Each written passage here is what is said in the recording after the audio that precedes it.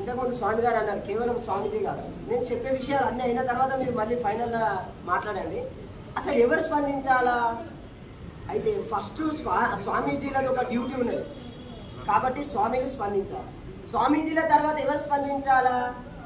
అర్చకులు స్పందించాలి.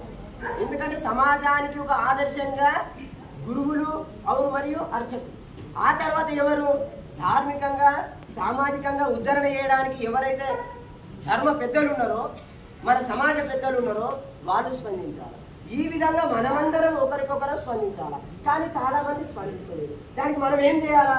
ఈ టీం పని ఏంటిదంటే ఈ టీం ఏం చేస్తారంటే ప్రతి జిల్లా ప్రతి మండలం ప్రతి మన రాష్ట్రం మొత్తంలో అవి తెలంగాణ ఆంధ్ర స్వాములందరి యొక్క నెంబర్స్ ఫోన్ నంబర్స్ ఈ టీం దగ్గర ఉంటాయి. ఆ టీం మీరందరూ ఆ నంబర్లు మాకు ఆ టీంకి అందించాలి.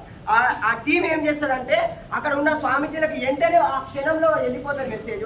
ఆ స్వాములు ఏం చేయాలంటే అక్కడ ఉన్నటువంటి శిష్య బృందాలు ఒక్కొక్క స్వాములకు 50 మంది 100 మంది శిష్యులు ఉన్నారు. వాళ్ళని తీసుకొని ఒక పోలీస్ స్టేషన్ వెళ్ళి కేసు పెట్టండి. ఎవరు పెట్టారు? ఎన్ని కేసులు అయినాయి? ఏ స్వామి పెట్టిండు అని చెప్పండి. ఆ విధంగా మనం ఆ స్వాములకు చెప్పాలా. ఎవరు దేవాలయ అర్చకులు ఉన్నారు. మరి ఈ స్వాముల తర్వాత అర్చకులు ఏం చేయాలంటే మాతాజీ అన్నది ఇంతకుముందు వచ్చిన వారికి షడగోపురం పెట్టుడు కాదు. అరే భయ్ నీకు ఈ దోషం ఉన్నది పూజ చేసుకో అని చెప్పుడు కాదు. ఫస్ట్ ఏం చెప్పాలంటే ఆ గుడిలో ఒక ఫ్లెక్సీ పెట్టాలి. ఇది సనాతన ధర్మం, ఇది మన ఆచారం, ఇది మన విచారం, మత మార్పిడి జరగద్దు, మన సనాతన ధర్మం ఎంత గొప్పది అనేది అర్చకుల్లాగా వాళ్ళ డ్యూటీ వాళ్ళు చేసేయాలి. అప్పుడు ఇక్కడ పీఠాధిపతులు స్వామీజీలు అనుకుంటే మాతాజీ చెప్పింది ముందే ఒక నిష్ఠ ఒక అనుష్ఠానం ఏ స్వామీజీ లోపల ఉంటుందో సాక్షాత్తు దైవమే ఆ స్వామీజీలో ఉంటుంది. అది మహాశక్తి నడిపిస్తుంది అని చెప్పింది. ఆ శక్తి మన లోపల ఉండాలి, అందరి లోపల.